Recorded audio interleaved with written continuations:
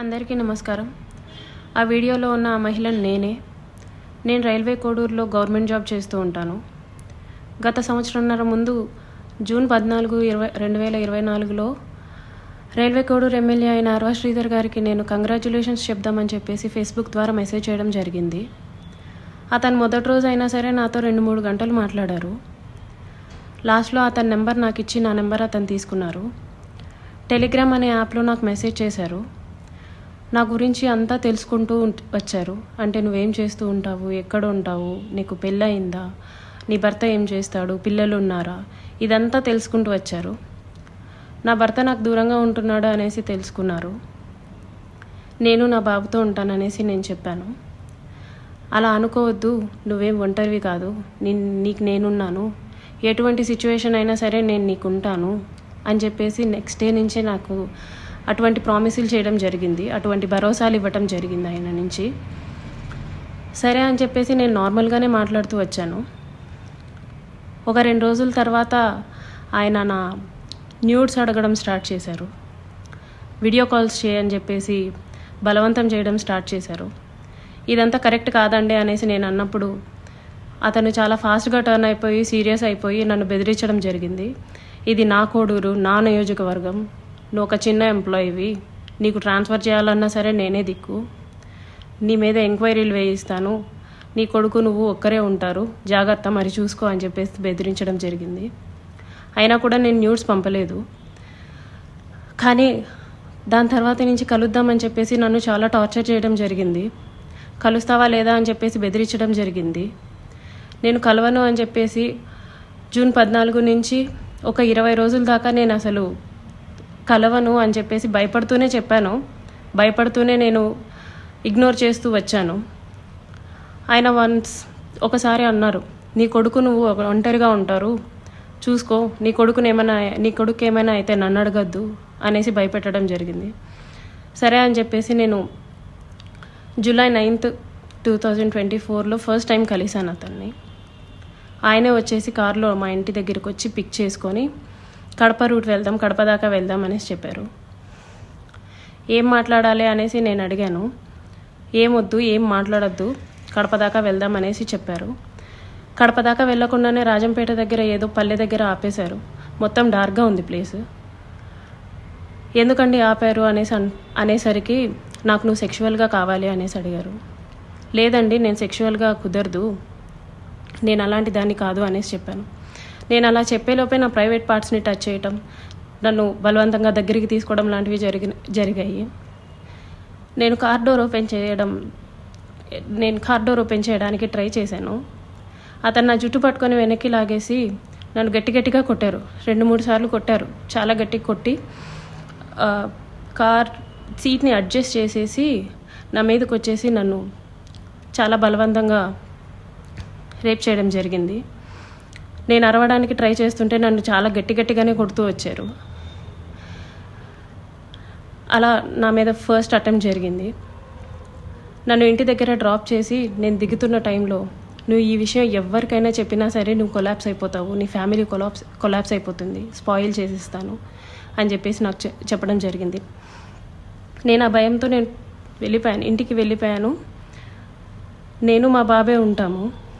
Next day కూడా ఆయన కలుద్దాం, మాట్లాడాలి అని చెప్పేసి బెదిరిస్తూ వచ్చారు. అలా నాకు ఆగస్ట్ ఎండింగ్లో నా ఫస్ట్ ప్రెగ్నెన్సీ అతని వల్ల వచ్చింది. ఈ విషయం నేను అతనికి చెప్పాను. చెప్తే అబార్షన్ చేయించుకో వెంటనే అనేసి అన్నారు. నేను అబార్షన్ చేయించుకోవట్లేదు, నీ వల్ల నాకు ఇంత జరిగింది, నేను అబార్షన్ చేయించుకోవట్లేదు అంటే అప్పటికి నన్ను బెదిరించారు. నువ్వు అబార్షన్ చేయించుకుంటే నువ్వు బ్రతుకుతావు, నీ ఫ్యామిలీ బాగుంటుంది, నీ ఉద్యోగం బాగుంటుంది, లేకపోతే నా గురించి నీకు తెలుసు అని చెప్పేసి చెప్పడం జరిగింది. నేను అబార్షన్ చేయించుకోను, ఎట్టి పరిస్థితుల్లో అబార్షన్ చేయించుకోను అనేసి నేను వాదించాను. ఒక 2-3 సార్లు 2-3 రోజులు నన్ను బాగా బెదిరించి తర్వాత అష్యూరెన్స్ ఇచ్చారు. సరే, నీ భర్తకి నువ్వు విడాకులు ఇచ్చేసి నేను నిన్ను పెళ్లి చేసుకుంటాను, మీరు ఎలాగా దూరంగానే కదా ఉంటారు, నేను నిన్ను పెళ్లి చేసుకుంటాను, నీ భర్తకి నువ్వు విడాకులు ఇచ్చేసి అనేసి అన్నారు.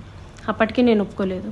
అబార్షన్ చేయించుకో, ఇది అయితే ఫస్ట్ అబార్షన్ చేయించుకో అని చెప్పి నమ్మించడానికి నేను నిన్ను పెళ్లి చేసుకుంటాను అనేసి నాకు చెప్పారు. నేను చాలా రోజులు చేయించుకోలేదు. అలా ఒక 2 months నాకు ప్రెగ్నెన్సీ ఉంది. దాని తర్వాత ఇంకా ఆయన కంటిన్యూస్గా బెదిరిస్తూ ఇంటికి వచ్చి కొడుతూ చేయించుకుంటావా లేదా అని చెప్పేసి టార్చర్ చేస్తూ ఫైన్ డే నేను అబార్షన్ చేయించుకున్నాను. ఆయన మాటలు నమ్మి నన్ను పెళ్లి చేసుకుంటానని ఆయన ఇచ్చిన అష్యూరెన్స్ని నేను నమ్మి నేను అబార్షన్ చేయించుకున్నాను. ఇలా ఈ 1.5 yearలో నాకు 5 అబార్షన్స్ అయ్యాయి ఆయన వల్ల. ఎప్పుడూ మా ఇంటికి రావటం, నాకు ఇష్టం లేదు అని చెప్పినా సరే నన్ను బలవంతంగా బయటికి తీసుకెళ్ళో లేకపోతే ఇంట్లోనో నన్ను కొట్టి మా వాళ్ళని బూతులు తిట్టి చాలా రకంగా నన్ను సెక్షువల్లీ అటెంప్ట్ చేయడం జరిగింది. నాకు తెలియని విషయం ఏంటంటే ఆయన నాకు తెలియకుండా మా వాళ్ళ నెంబర్స్, మా వాళ్ళ కాంటాక్ట్ డీటెయిల్స్, ఇంటి అడ్రస్లు ఇవన్నీ కనుక్కొని నా భర్తకి కాల్ చేసి నువ్వు ఆ పిల్లకి విడాకులు ఇవ్వాలి, విడాకులు ఖచ్చితంగా ఇవ్వాలి, లేకపోతే నిన్ను, నీ ఫ్యామిలీని, నీ కొడుకుని ఎవరిని వదలను, అందరినీ చంపేస్తాను అనేసి బెదిరించడం జరిగిందంట. ఇది నాకు తెలీదు, ఈ విషయం నాకు తెలీదు. నా భర్త నన్ను తర్వాత కాల్ చేసి అసలు ఏం జరుగుతుంది అక్కడ అనేసి అన్నారు. ఇలా జరుగుతుంది అనేసి నేను మా ఇంట్లో వాళ్ళకి చెప్పాను. ఇలా రోజు ఇంటికి వస్తున్నాడు, నన్ను కొడుతున్నాడు, నన్ను టార్చర్ చేస్తున్నాడు, ఫిజికల్లీ నన్ను చాలా వాడుకుంటున్నాడు అనేసి నేను చెప్పి ఏడ్చాను. వాళ్ళందరూ నాకు దూరం అయిపోయారు. నీ ఇష్టం వచ్చింది నువ్వు చేసుకో అనేసి నన్ను తిట్టేసి నాకు చాలా దూరం అయిపోయారు. మేము ఇంకా నీతో మాట్లాడడం అని చెప్పి నన్ను వదిలేయడం జరిగింది. ఇదంతా ఆయన ప్లాన్డ్గానే చేసినట్టున్నారు.